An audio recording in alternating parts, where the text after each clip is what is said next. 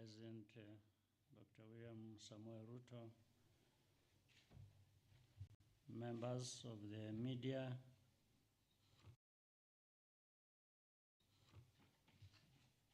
honorable ministers, distinguished ladies and gentlemen.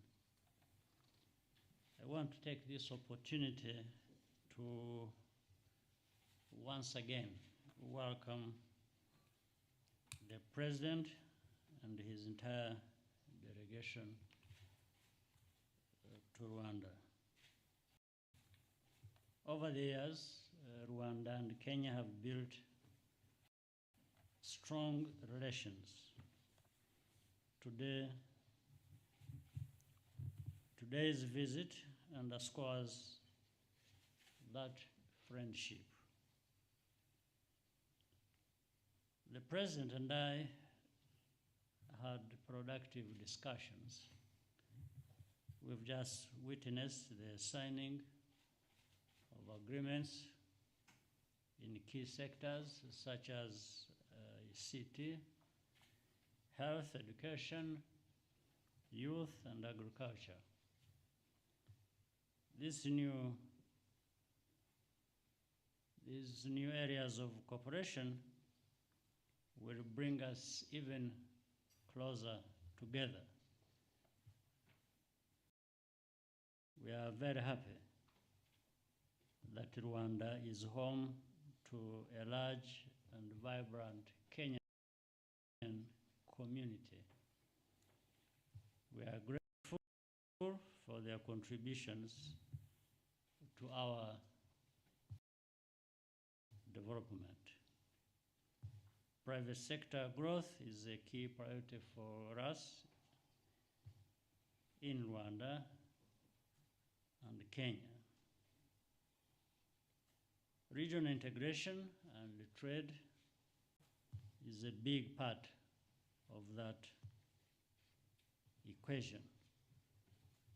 I hope we can leverage these shared interests to equip our youth with the skills and knowledge to innovate and compete. The people of Rwanda and Kenya are also united by a common vision for a more stable region. I commend Kenya's leadership in helping to resolve the crisis in Eastern Congo with other members of the East African community. To put our resources together is to own our development with less dependence on the rest of the world. Mr. President, my brother, once again, thank you for visiting our country. May I now invite you to give your remarks.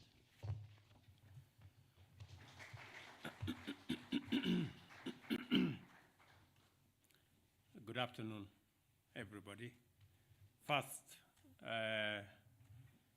let me take this opportunity to thank my dear brother, the President of Rwanda, President Paul Kagame, for his invitation for me to visit Rwanda and for being a gracious and generous host. My delegation and I, Your Excellency, have experienced wonderful hospitality of the people of Rwanda. And I want to appreciate on behalf of my delegation the warm reception extended to me and to members of my delegation. The President and I have engaged in very fruitful, extensive consultations and deliberations on matters that are important not just for our two countries, but for our region and for our continent as well. I wish to emphasize that Kenya and Rwanda have enjoyed great bonds of friendship, build a solid foundation of people-to-people, government-to-government, business-to-business relations, and to extend my gratitude to the people of Rwanda and through you, Mr. President, to the people of Rwanda for the hospitality that has been extended to the big 10,000 strong plus Kenyan community in Rwanda. We don't take that for granted. We sincerely thank you for that great hospitality. Let me also appreciate the MOUs and the documents that have been signed between our officials in the many areas of health, of ICT, education, and all the other sectors that will consolidate the relationship between our two countries, present to us new momentum, and create new impetus for the growing of our relations and expanding of our engagement between our two countries and as also members of the East African community. Your Excellency,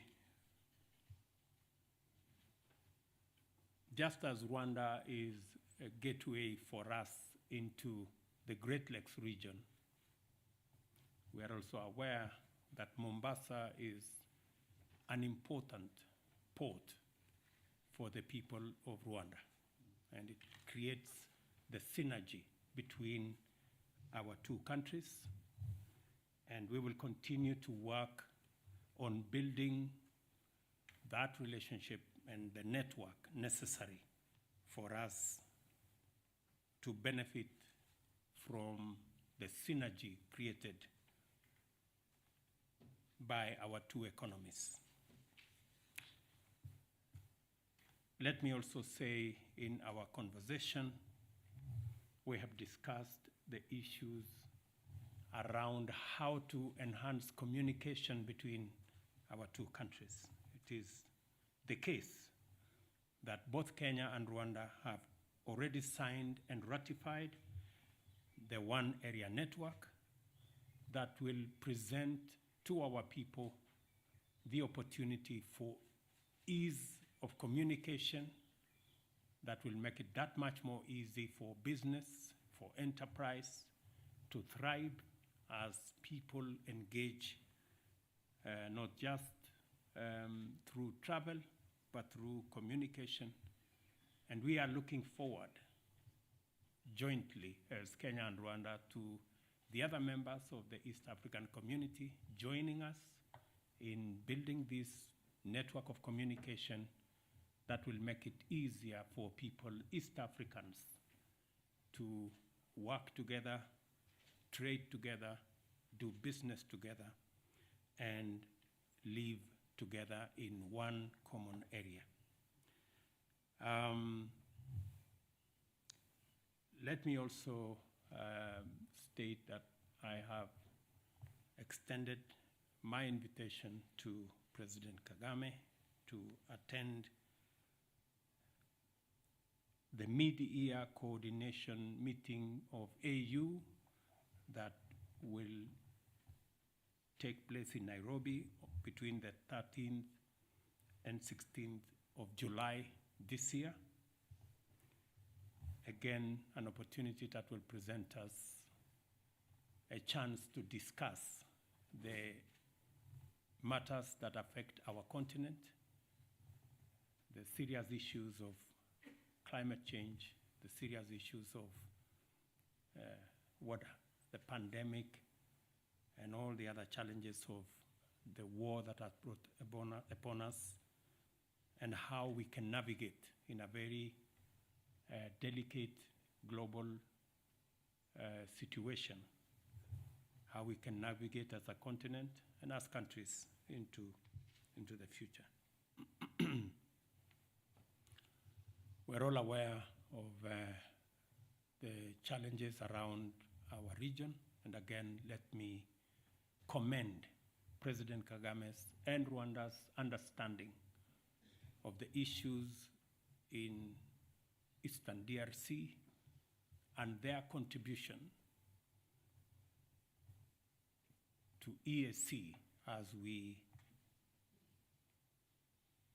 manage the situation in DRC and providing leadership and making sure that the people of DRC who have had challenges for many years can one more time have peace and they can concentrate on building their nation. Again, we appreciate the understanding and the contribution of Rwanda in the EAC framework for us to be able to move forward. Same thing in Ethiopia, same situation in Sudan, and same situation in South Sudan, that we need the invaluable contribution and support of Rwanda in helping us sort out our neighborhood. Mr. President, let me again, on my behalf and of my delegation, again affirm the cordial relations between our two countries and our shared desire to deepen and expand the bonds of friendship and unity between our two nations. I am looking forward to this visit and all the other stages of this visit, and I am confident that the people of Kenya and the people of Rwanda will be the richer out of this engagement. I thank you. Asanteni waheshimiwa. If you allow me, we will now begin by taking brief questions from members of the press. If we can have the first question, Leila.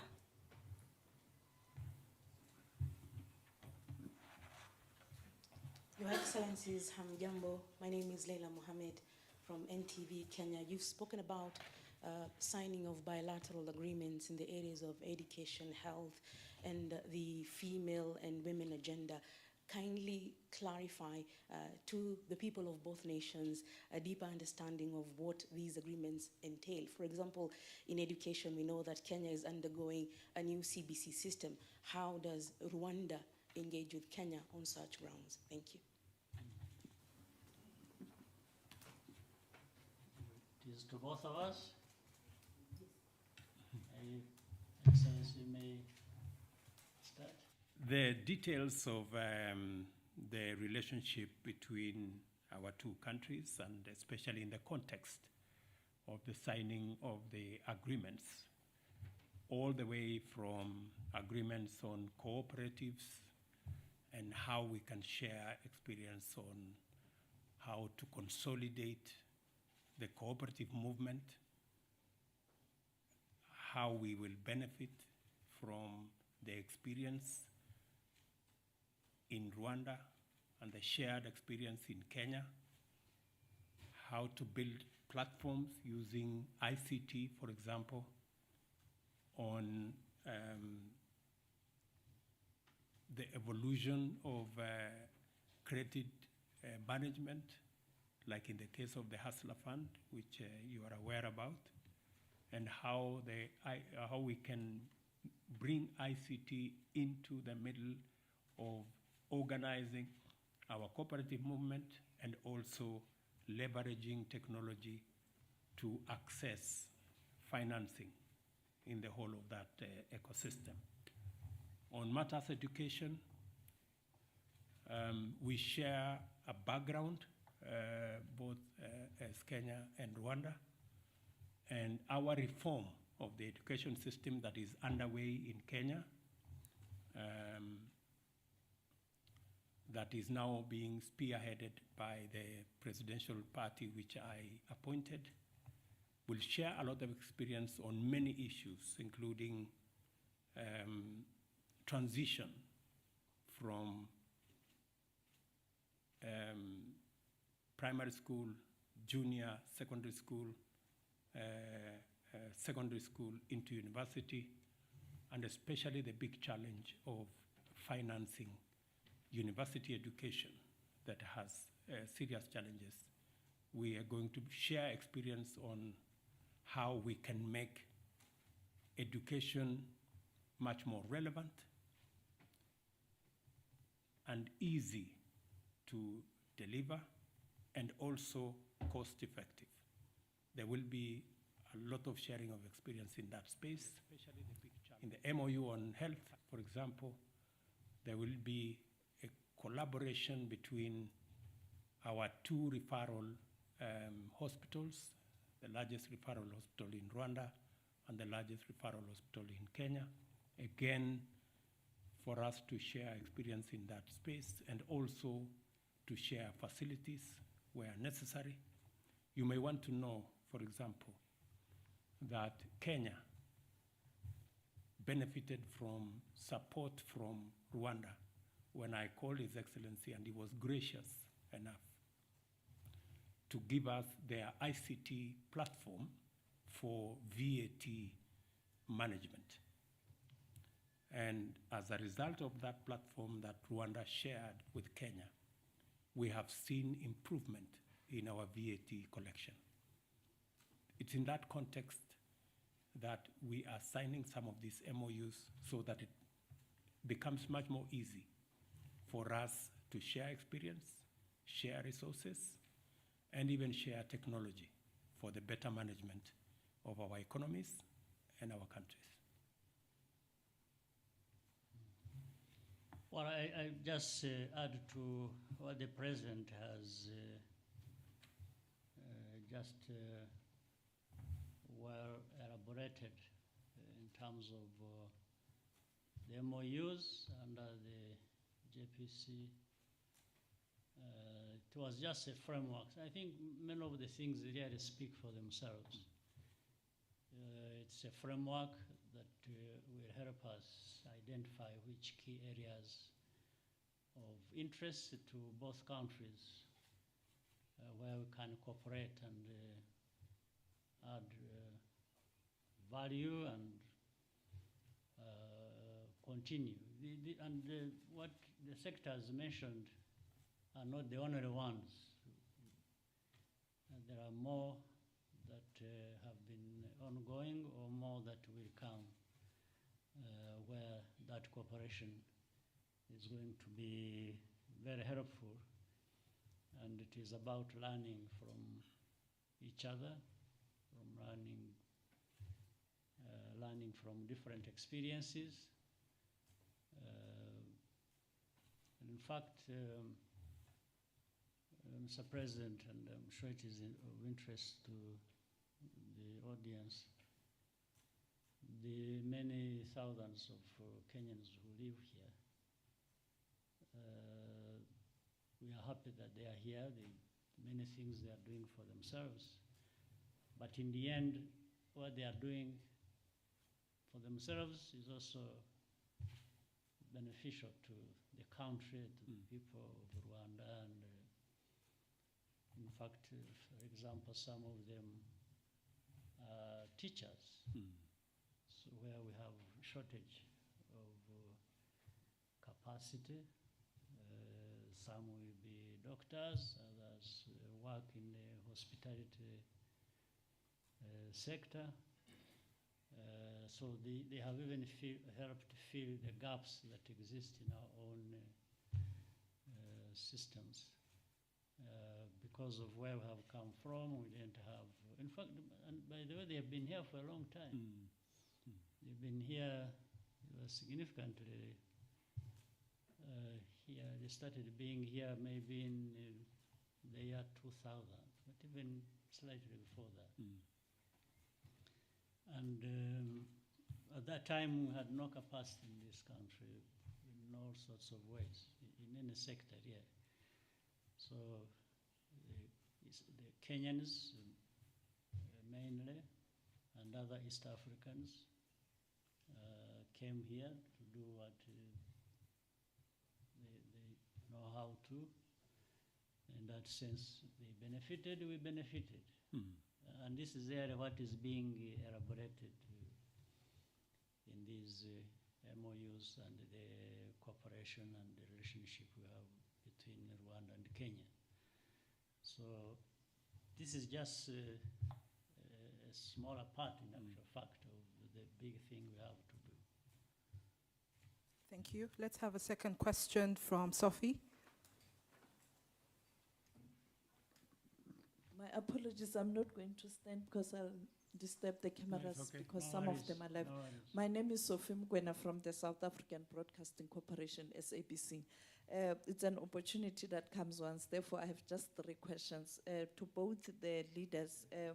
The issue of the conflict in the Great Lakes region in the DRC, it is of a concern not only to the 2 countries, but generally including South Africa. How can this matter be resolved? And then the second question is in relation to President Ruto. Back at home, are we likely to see another handshake?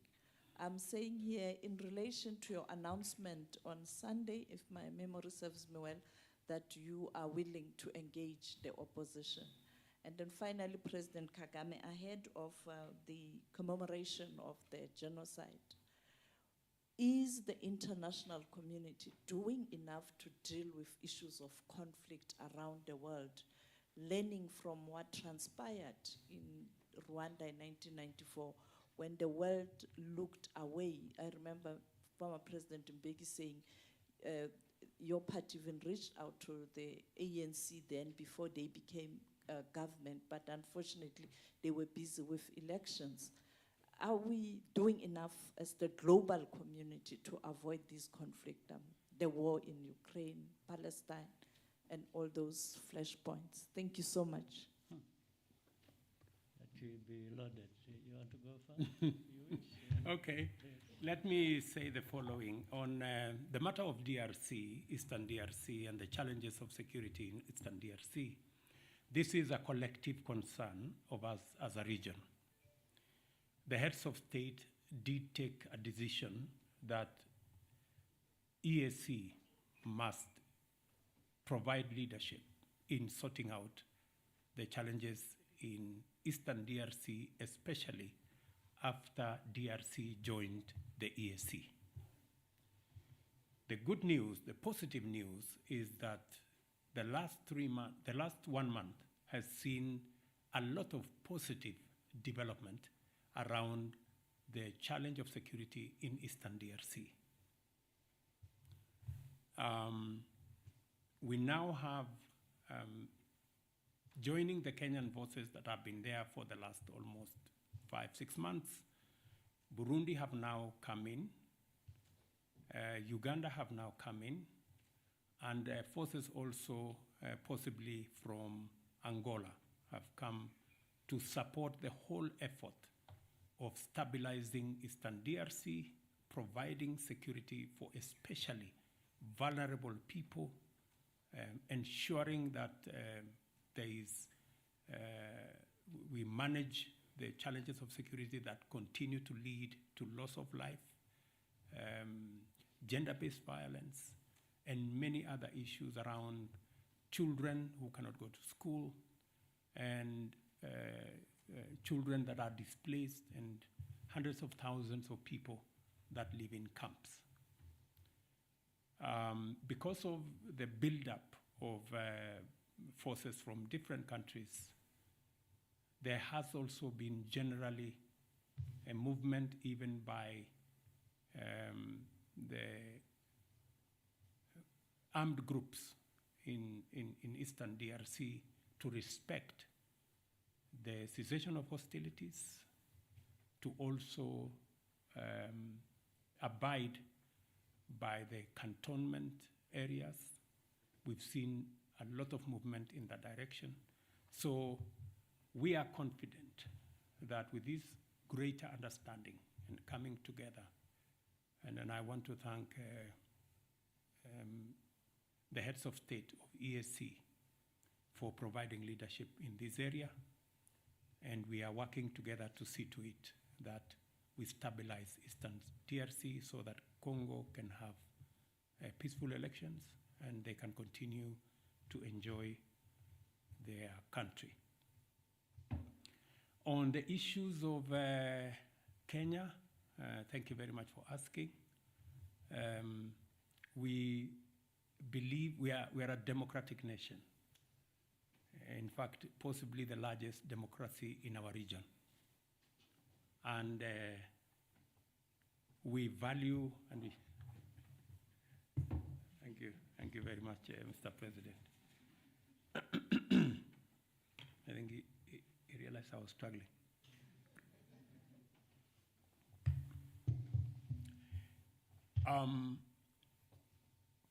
As I said, we are a democratic country. We went into elections in August last year. Highly competitive election, very peaceful election, the best acclaimed outcome ever, an election that dealt a big blow to ethnicity, that election was devoid of any ethnic propaganda or any ethnic persuasions. Kenyans voted, and the outcome of that election was acclaimed by all the people who went through that journey with us, including observers, both domestic and also foreign.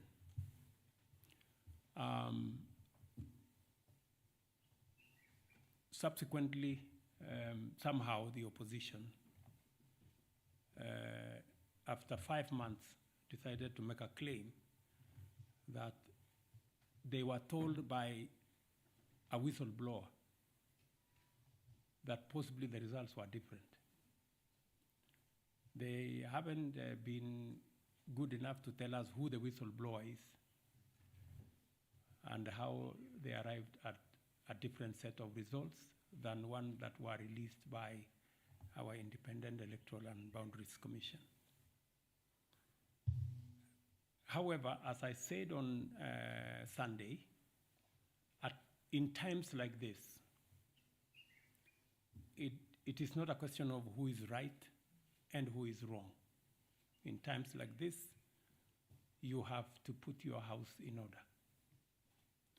And as president, I owe it to the people of Kenya to provide leadership. And on Sunday, I did ask the opposition to reconsider the demonstrations that they had undertaken, because protests and demonstrations are provided for in our constitution, but the protests and demonstrations were acquiring an ugly, violent turn that was destroying property, putting a lot of lives into risk, causing a lot of unnecessary chaos, and it was time for them to reconsider those demonstrations. I did offer them that whatever issues that they had, there was democratic, constitutional, legal channels of raising those issues using the platform of Parliament in a bipartisan manner. And that is the offer I made to the opposition. You asked me a direct question whether there will be a handshake because of this situation. I want to tell you, there will be no handshake. But there will be an engagement in Parliament on the issues that have been raised. Those that Parliament can resolve, they will be resolved. And when I say there will be no handshake,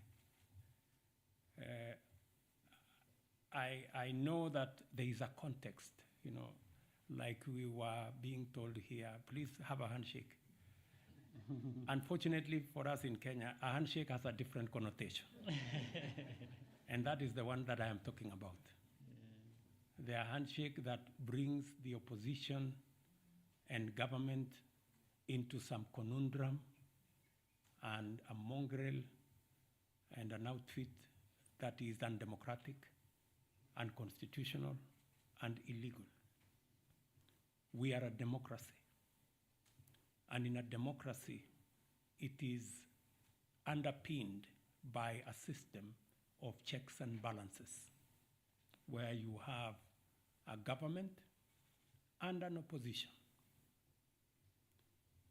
The history we have of the handshake is where there was a fusion of government and the opposition, and the results were very disastrous for Kenya. There wasn't any accountability. The whole system went rogue, and the people of Kenya do not want a situation where democracy is undermined. Democracy is, the system of checks and balances is undermined. Kenyans want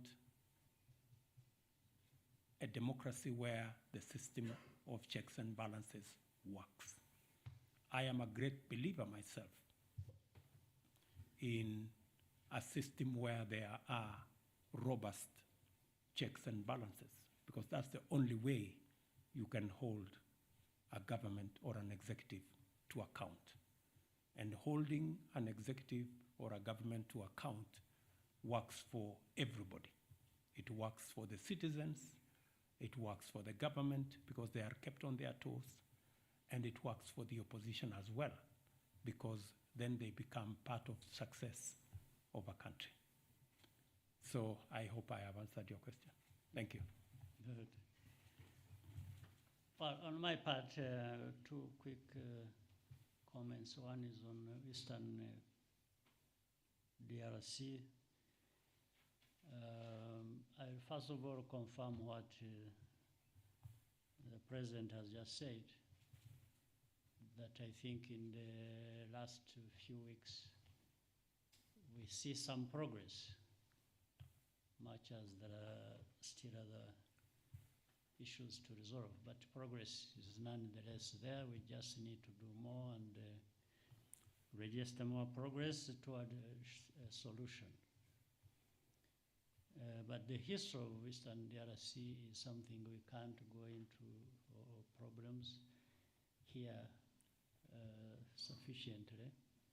It will take a long time, but problems have been there back and forth. And something related to what the President said also is maybe for many years people have concentrated on trying to apportion blame to all parties and who is right, who is wrong, and it has gone on forever. So that means there's something wrong with that approach to dealing with the issues. I think the best way to deal with such issues is study, understand, and deal with the root causes of that problem or any other problem anywhere else. If you don't look at the root causes, then you tend to give a partial solution, and then problems come back every other time. So, and this is linked to what you also mentioned, referring to the international community and what they do, whether there are any lessons learned. I want to, first of all, assure you there is very little learning in our world, in the world we live in. And that's why you find crisis happening everywhere after crisis. If we learned lessons and applied the lessons, I think we would have less problems.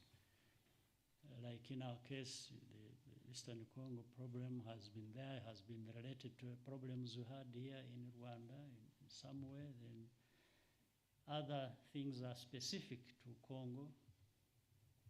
So then there is a mixture of Rwandan problems, Congolese problems, and when they mix up and you don't approach it correctly, you tend to have a permanent situation like this.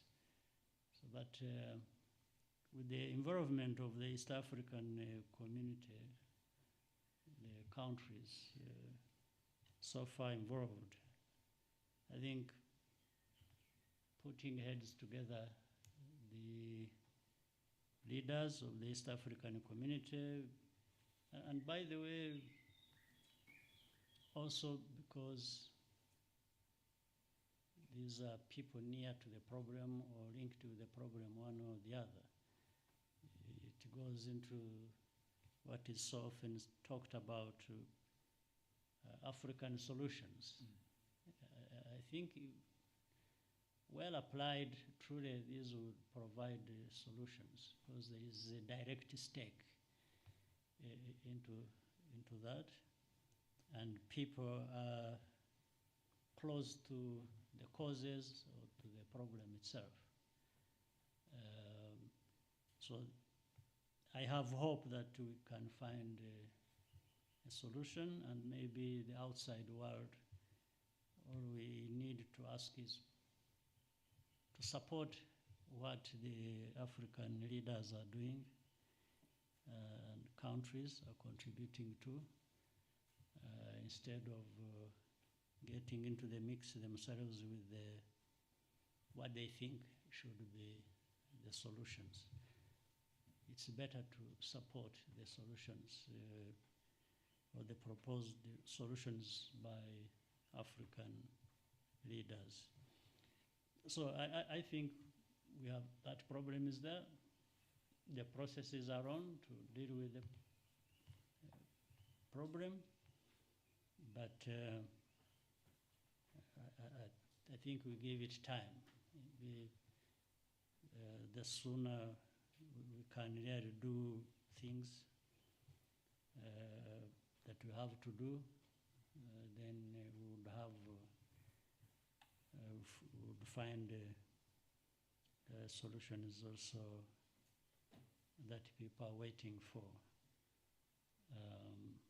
So it is here in Eastern Congo, that is, and then the global community that, given the whole world, as you said, maybe those who I'm talking about who try to help here tend to divert their attention to other parts of the world. Maybe the problems in Eastern Congo or around the region, the Great Lakes region, will take, we end up being secondary in a sense.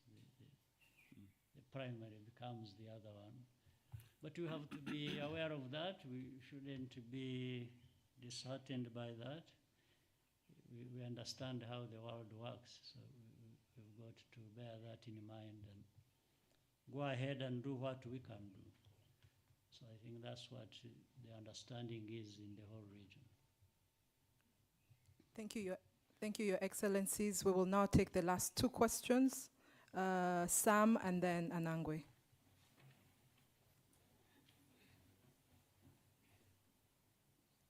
Who is Sam?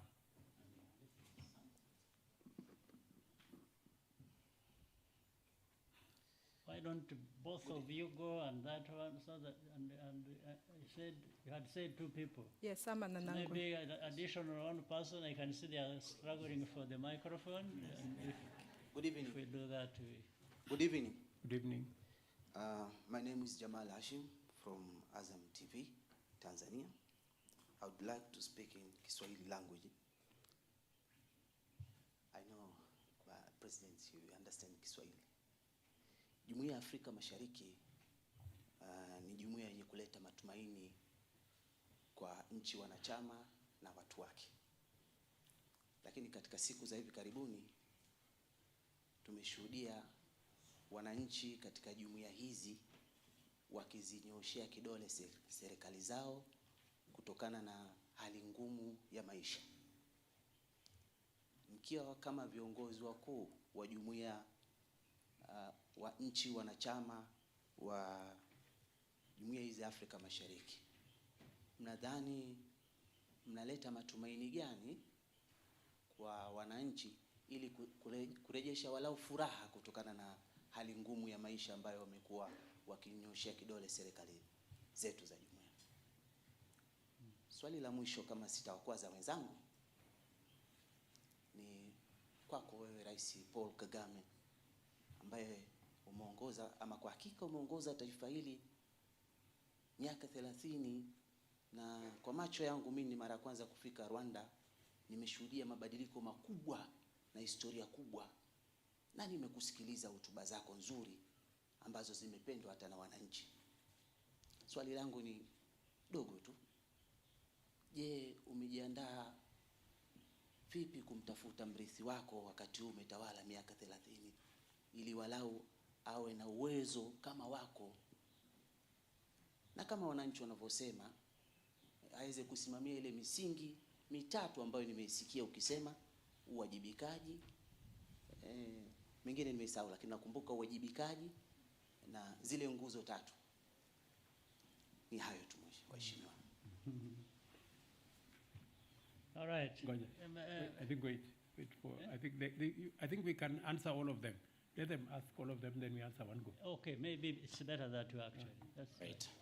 Thank you, Your Excellencies. My name is Samuel Senono from UBC TV in Uganda. Your Excellencies, you've highlighted that in the bilateral talks that you've had, and the many that you will continue to have, you've talked about the issue of trade and cooperation between the EAC nations. And reports indicate that for us to attain seamless trade in the East African region, we need to liberalize the skies. And East Africa has a project of the open skies. So, Your Excellencies, I would like to know, what is the status update of the EAC open skies? Thank you very much. My name is Eugene Anangwe. I represent CNBC Africa here in Rwanda.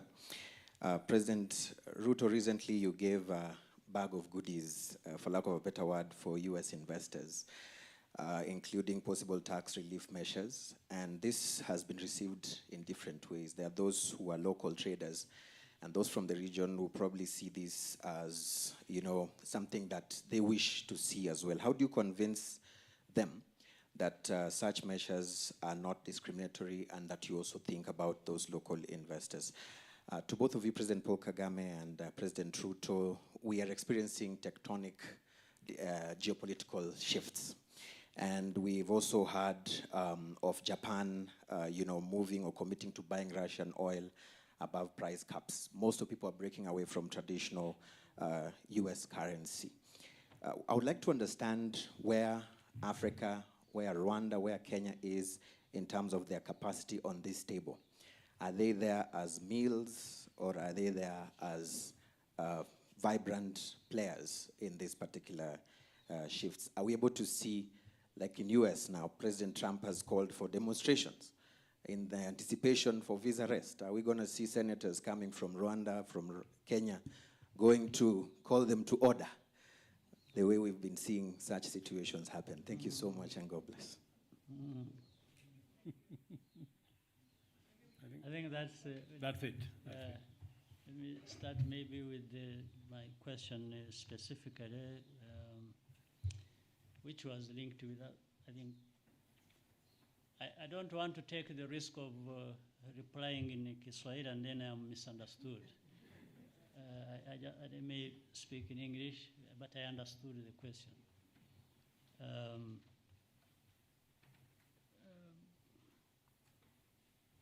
Leaders grapple with all kinds of problems. I'm referring to the first question you raised. And it goes on for a long time. problems, old ones, new ones. The leaders are there to work with the people of any country to try and overcome these challenges that affect them. So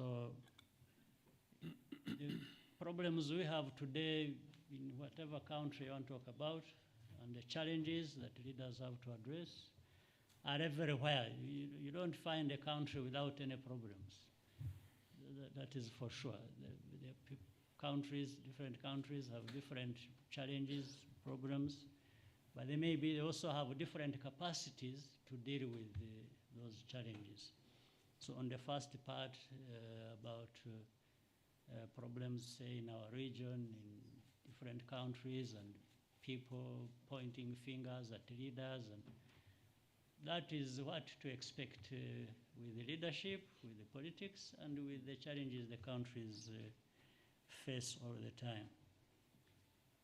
Now, on the transition part for the person in the president of Rwanda, is again another issue. I fully understand what you are talking about. It's an issue that has to be addressed sooner or later.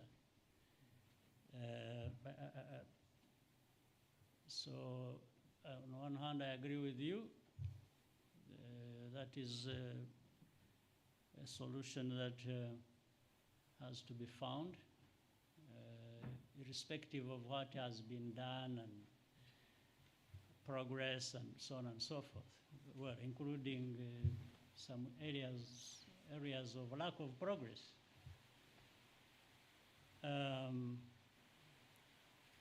But maybe you heard my speech.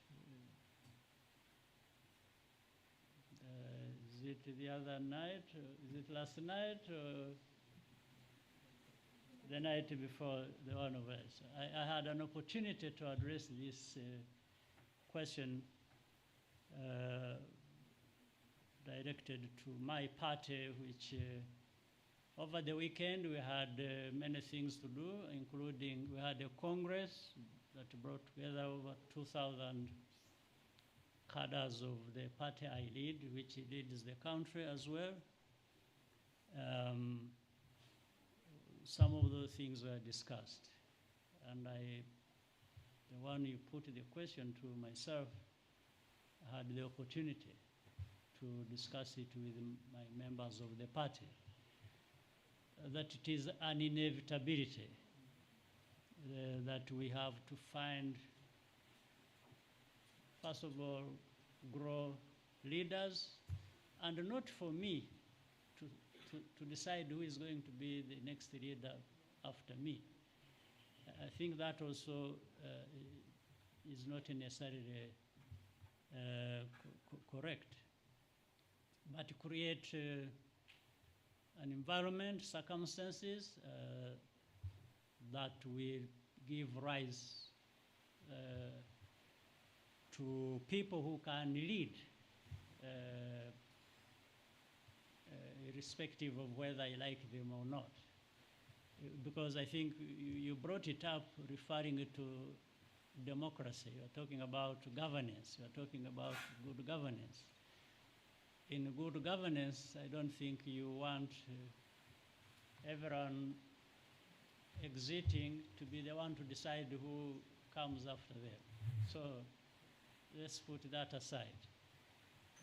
But the situation is being looked at, has been looked at, in fact, since 2010. We had this discussion within our party, within our country. But the circumstances also in Rwanda, and the history and the challenges tend to dictate certain things that may not be very common with other situations. But even other situations have differences of things they have to deal with. They don't necessarily deal with, in one country, one thing, like another country does it, and so on and so forth. But while that problem is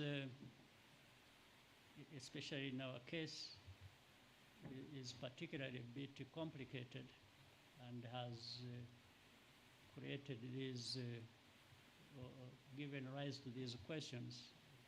It's also not very difficult to understand. It's not something that is invented by anybody or that has to come from anybody else other than we ourselves having to ask this question. Because at the end of the day, we are the stakeholders, and we aren't doing it for anybody else or to please anybody else or to do that. It's to manage our own affairs and deal with our challenges the best way we can. But the point you made, I will say, is not the first time. It's not the first time it has come up. Maybe it's not even going to be the last time. But life has to go on. So we have to live our lives and deal with these challenges. So I'm sure one day I may join journalism in my old age. So, and then we can talk about that past that involved me. I'm looking forward to that.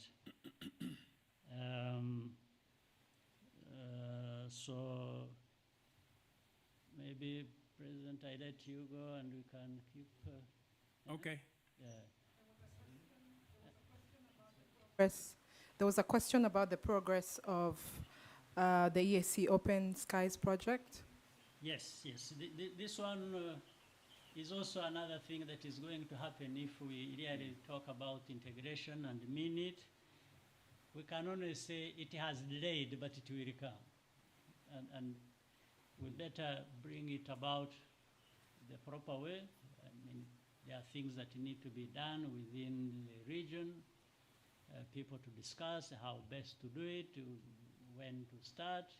Do we start all of us, so we can start 2, then 3, maybe start 4, and the others join? And these are things that people discuss and find a solution. So open skies, I think, are essential. And in fact, most of them, of these issues, like the President earlier said, had something to say about one area, network of communication, which has applied between mainly between Kenya and Rwanda. It was meant for the whole of East Africa. But instead of waiting for all of us to do it at once and maybe never take off at all, we said those who are ready can move on and the others will follow, especially when they have seen the benefits. But this also relates to something else bigger, which is the African Continental Free Trade Agreement that was entered into, and such a vast area that Africa or African countries that are part of it would really benefit immensely from. Opening up the skies, integrating communication lines, and serve very well within that framework, something that is so precious to our continent. So I'm sure it will soon be coming. And I let the President handle that if need be. I think she wants to say something. No, sir. Okay, thank you very much. So let me say the following. I heard you talk about why don't you look for a successor? I want to tell you that from our own experience in Kenya, trying to get a successor can be a very disastrous project. Because it may not be the person the people want. So I think that's an area that requires much more than identifying somebody and saying, telling the population this is the person. What President Kagame has done from where I sit is commendable. I think he has provided sufficient mentorship to enough people to be able to step forward and in a democratic manner do what they have to do as a nation. I am very confident that he has provided lessons to many other leaders, and it is up to those leaders to do what they have to do. Let me wacha nikujibu kwa Kiswahili jambo la gharama la maisha, gharama ya maisha. Wacha nijaribu Kiswahili. Sio sanifu sana kama ya kule Tanzania, lakini nitajaribu ya Kenya. Gharama ya maisha ni changamoto la kitaifa na ni changamoto la kimataifa pia. Sio nchi zetu za bara la Afrika Mashariki peke yake ndio tuko na tatizo la gharama ya maisha kupanda. Ni tatizo la kimataifa, sehemu nyingi duniani, kwa sababu ya mambo mengi. Jambo la kwanza, tuko na matatizo yaliyotukumba ya pandemic ya COVID-19. Tukapata tena matatizo ya vita kule Ukraine na Russia. Tukapata tena na matatizo makubwa ya climate change. Kwa mfano Kenya mwaka uliopita, magala yetu tulikosa karibu magunia milioni 10, sorry. Karibu magunia milioni 10 ya chakula hayakupatikana kwa sababu ya mvua ambayo haikutosha. Na ni lazima tufikirie mbinu kama serikali. Ni vipi tutashughulikia tatizo hili tukiwa na changamoto za climate change, kukosekana kwa mvua, kuchelewa kwa mvua na mambo kama haya, na vile vile kukosekana kwa mbolea ambazo tunatumia, na ni vile tutashirikiana kuondoa kwa mfano yale matatizo tuko nayo ya mipaka, vizuizi katika mipaka yetu ambayo yanazuia chakula kutoka Rwanda kwenda Kenya, kutoka Tanzania kwenda Uganda na changamoto kama hizo. Na ndio sababu tuwe na maelewano kama yale tumeelewana hapa Rwanda ya uhusiano kati ya mataifa zetu, ndio tuweze kusaidiana pale panapotokea changamoto kama ile ya matatizo ya njaa. Kawaida, kwa sababu sisi ni nchi za demokrasia, kuna watu ambao wanachukua changamoto kama hizo na kuzibadilisha zikawa ni mambo ya siasa. Kama nafikiri umekuwa ufuatilia huko Kenya, kuna watu siku hizi wanavaa kofia juu ya kichwa, wanavaa sufuria. Na nimejaribu kuwauliza, hii ni mbinu gani ya kuzalisha chakula? Ukiweka sufuria juu ya kichwa, sijui itasaidia kwa njia gani kuzalisha chakula na kuondoa njaa. Lakini ndio hali vile wewe mwenyewe ulivyosema, ndio hali ya mambo. Again, to maybe speak to the issue raised about open skies, I think President Kagame has responded to you very well. It is not a matter of if, it is a matter of when we will have the reality of connecting our airlines, and possibly even having one regional airline that will connect our capitals, our nations, and to be able to provide easy movement of people, ideas, goods, services. That's really where we are heading, especially, as President said, in the context of Africa Continental Free Trade Area. That is where we are all going. The challenge we have in our region and in our continent is that of connectivity. We've made the first step to improve connectivity in communication. That's why we have one area network with Rwanda. It is our belief that the other East African countries will come along as a building block towards reaching even where we are thinking on how we can bring our space into one area, have a regional airline. I think there are already consultations between Kenya Airways and South African Airways. There is possibility of consultations with Uganda Airlines, and I'm sure further down the road with all the other airlines in our region, so that we can make the skies of our countries one area and be able to move our people and services faster and much more frequently. On the subject, my good friend said about, Mr. Anangwe, you said something about what?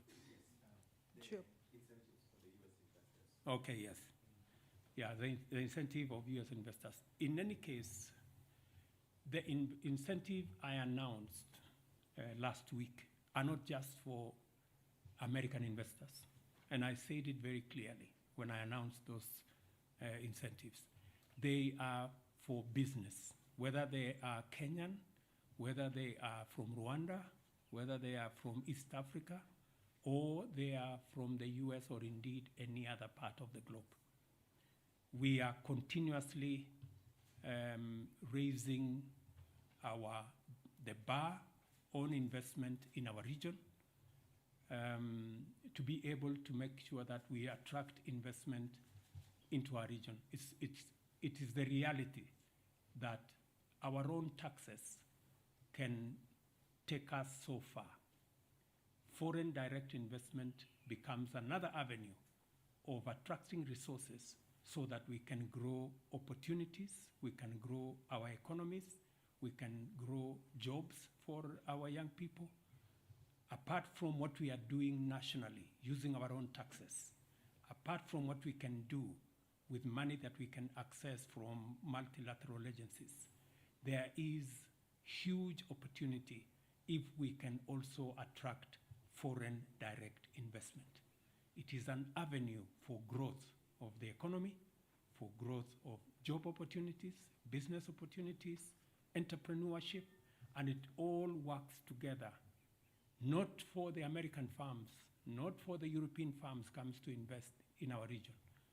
It is the benefits we get with the jobs, with the investment opportunities, with the services, with goods that are manufactured in these areas. And for your information, many of the goods that will be produced by some of these investments are goods that will also earn us foreign exchange when they are exported to different destinations globally.